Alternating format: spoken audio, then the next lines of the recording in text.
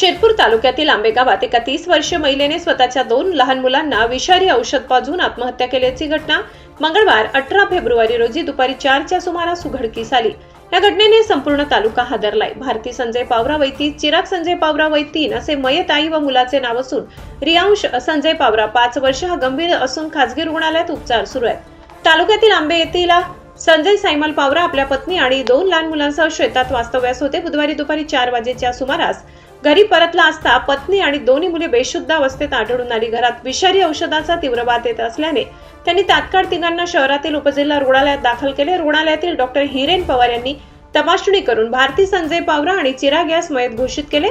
5 वर्षीय रियांश याच्यावर प्राथमिक उपचार करून पुढील उपचारासाठी रेफर करण्यात आले असून त्याची प्रकृती ही गंभीर आहे। घटनेची माहिती मिळताच नातेवाईकांनी रुग्णालयात मोठी गर्दी केली। काही काळ तणावाचे वातावरण होते, मात्र शहर पोलिसांनी वेळीच हस्तक्षेप करत परिस्थिती नियंत्रणात आणली। या प्रकरणी तालुका पोलीस अधिक तपास करत आहेत। आत्महत्येमागील कारण अद्याप स्पष्ट नाही। या हृदयद्रावक घटनेमुळे परिसरात हळहळ व्यक्त होत आहे। पुढील तपास या टोकाच्या निर्णयामागील नेमके कारण समोर येणार आहे।